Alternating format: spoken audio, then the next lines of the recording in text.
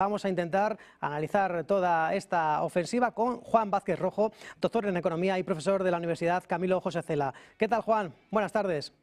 Hola, muy buenas tardes. ¿Va a tumbar al dólar o la economía estadounidense esta primera ofensiva china?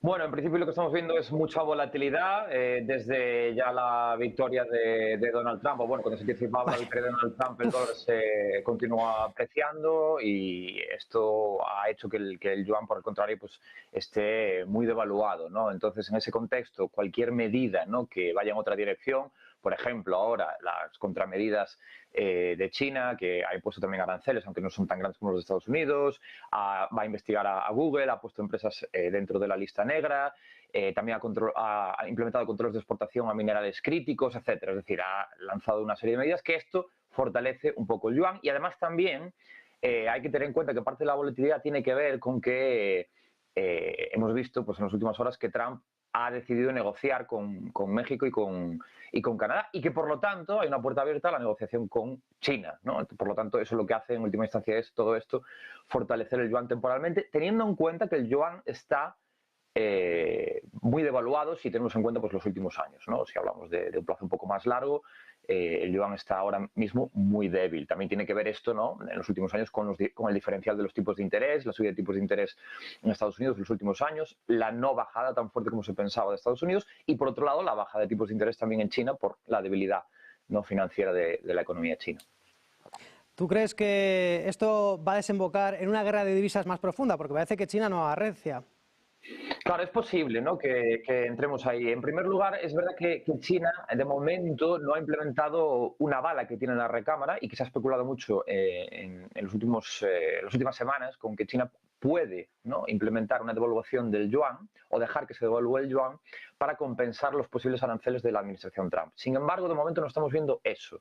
El Banco Central de China todavía, al menos no se ha visto, ¿no?, que esté decidido por dejar que se devalúe el yuan para compensar los aranceles. Probablemente lo que está China es guardándose esta bala en la recámara por si finalmente sí que se implementan definitivamente los aranceles o incluso hay una escalada mayor. Hay que tener en cuenta que en campaña Trump anunció aranceles por valor de un 60%, un aumento de aranceles del 60%, ¿no? Y ahora mismo estamos hablando de aranceles del 10%, por lo tanto hay que ver, ¿no?, en la realidad a qué nivel escalan estos aranceles y por lo tanto ahí veremos ya realmente la decisión del Banco Central de China, ¿no?, de si devalúa el yuan. Si es así, si China devalúa el yuan, aquí es donde nos podremos meter en una guerra de divisas, porque probablemente la administración Trump, digamos que va a implementar algún tipo de medida para frenar, ¿no?, o para contrarrestar esa devaluación, podrían entrar en una guerra de divisas, podrían entrar en algún tipo de negociación, como ya lo hicieron en el año 2019, que acabaron digamos, ya no acuerdo comercial que no se cumplió finalmente, pero digamos que también puede entrar en una guerra de divisas y en algún tipo de acuerdo con las divisas, ¿no? Es decir, hay muchos escenarios abiertos ahora mismo porque todavía no sabemos realmente si los aranceles van a ir para adelante o no, ¿no? Porque todavía hay tiempo para negociar. Tenemos que esperar a que Xi Jinping y Trump conversen, al igual que lo hizo con Canadá y con México.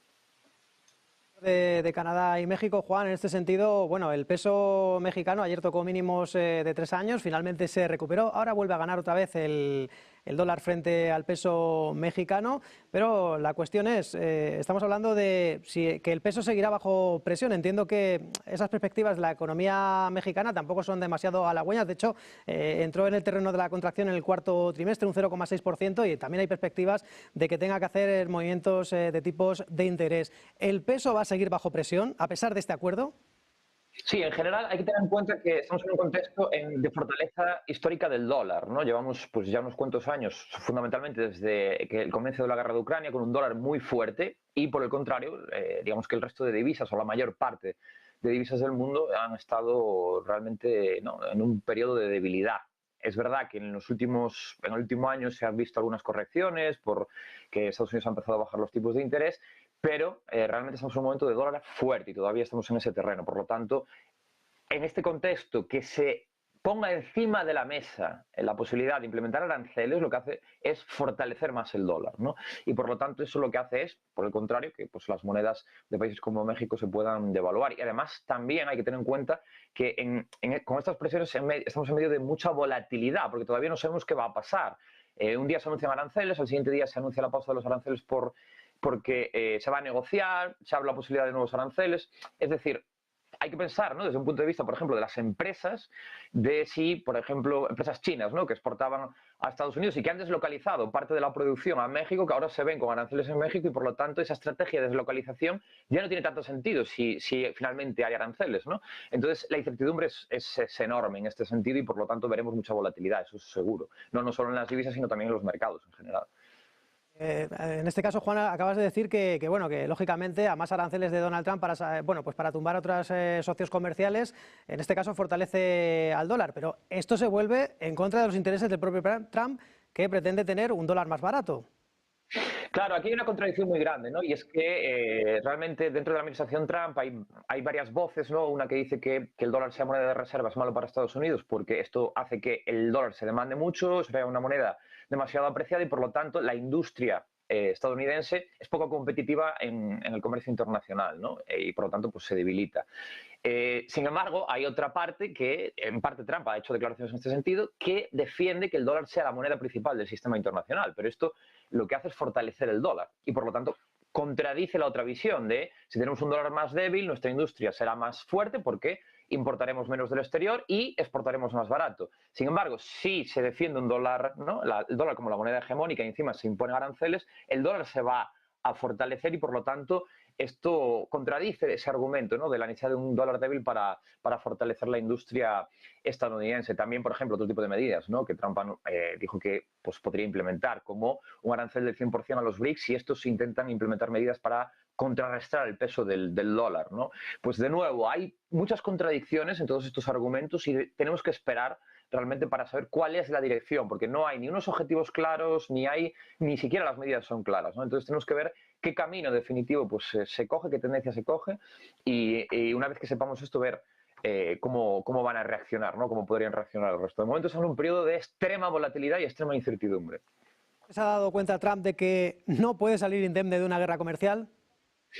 Bueno, es posible que esta semana haya tenido muchas llamadas telefónicas porque es verdad que al final imponer aranceles del 25% a Canadá y a México es pues, bombardear las cadenas de suministro y de producción estadounidenses también, porque al final muchas empresas estadounidenses, por ejemplo en el sector del automóvil, pero no solo, dependen de componentes que se compran a Canadá y México. Es decir, son economías que están muy integradas, que las cadenas de producción están muy integradas y por lo tanto imponer aranceles en todas las fases de producción prácticamente, lo que hace es dañar a la propia industria estadounidense, ¿no? Y por lo tanto, no sé si esto se ha tenido en cuenta, ¿no?, para ponerse a negociar, pero es claro, ¿no?, es claro que esto es así. Y además también es verdad que podría plantearse un escenario, ¿no?, que es un poco lo que puede plantearse Trump, de sustitución de importaciones. Es decir, si yo le pongo aranceles a empresas canadienses y mexicanas, puedo pretender que toda esta producción se genere después en Estados Unidos. Sin embargo, esto a corto plazo es imposible, porque no hay capacidad productiva,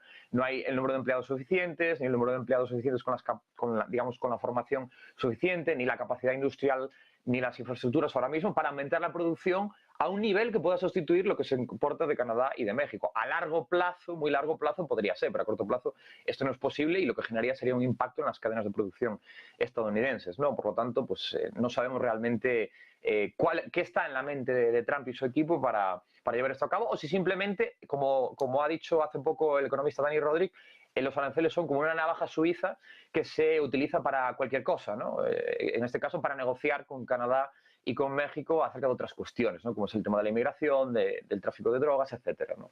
Entonces veremos a ver cómo se traduce esto, ¿no? Es el argumento con el que ha frenado esas aranceles, detener el tráfico de drogas como el fentanilo y la inmigración ilegal en la frontera sur, también en la frontera norte, en este caso con China.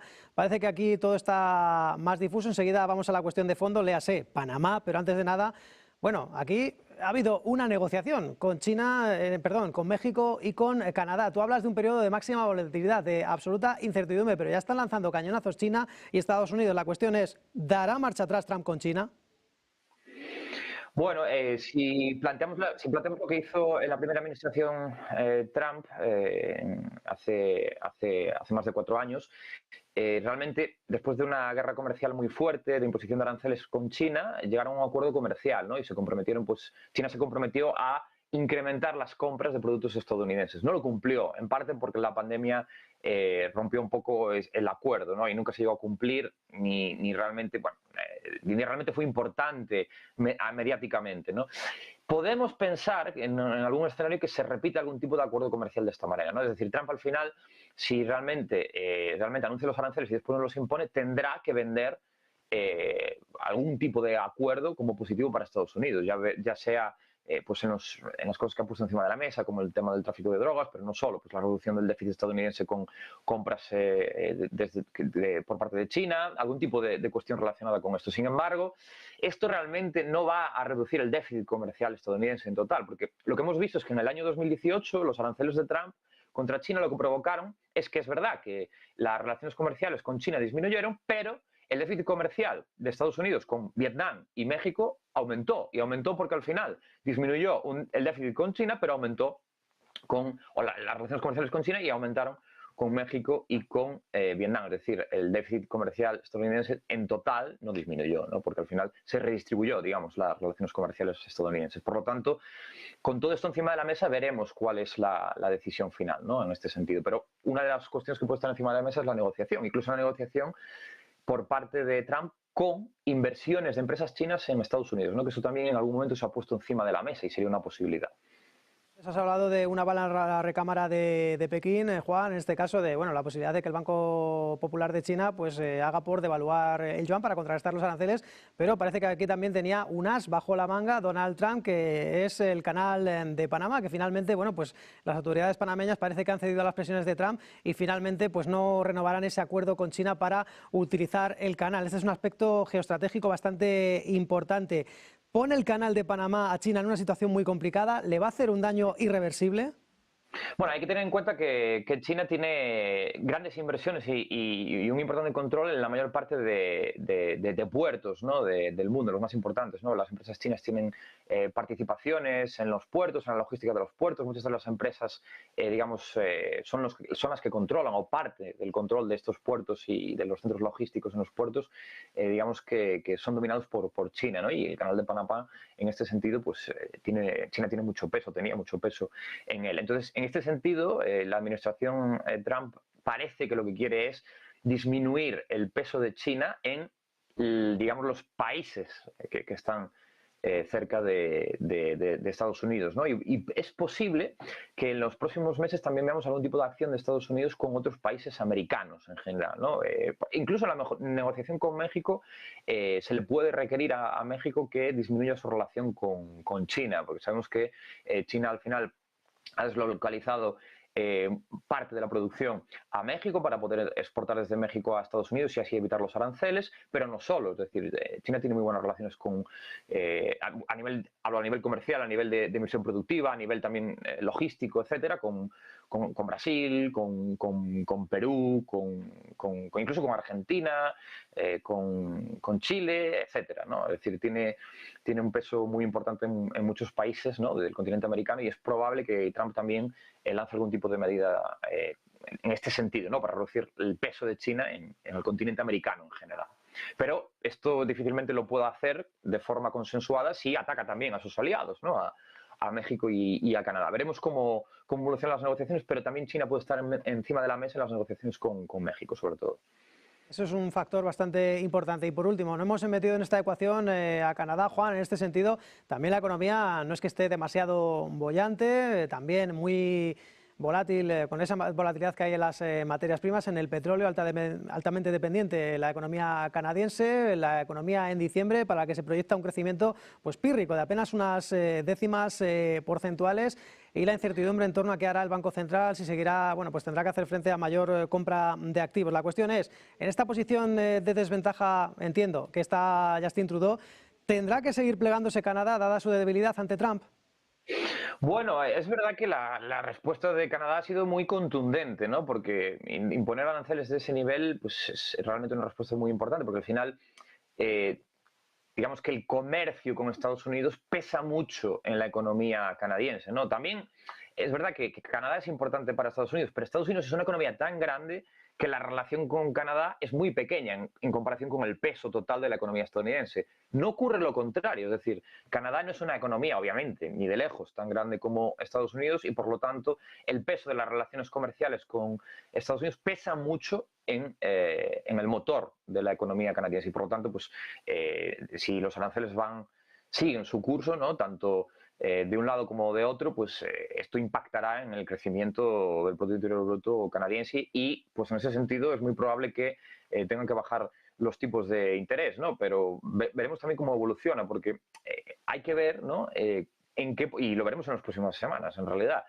en qué puntos, ¿no? Van a llegar a un acuerdo para poder, digamos, evitar esos aranceles recíprocos, ¿no? Esto es muy importante porque para la economía canadiense unos aranceles de ¿no? del 25% son un impacto muy importante en su economía, ¿no? También para la de Estados Unidos, pero al final Estados Unidos es una economía mucho más grande y el peso de las relaciones con Canadá no son tan importantes, no impactarán de forma tan fuerte, ¿no? Pero en el caso de Canadá impactarían más, ¿no? Entonces ahí, en ese sentido, pues, a las dos partes le viene bien negociar, ¿no? Y probablemente lo hagan, ¿no?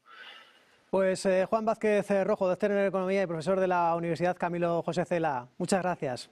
Muchas gracias a vosotros. Un saludo.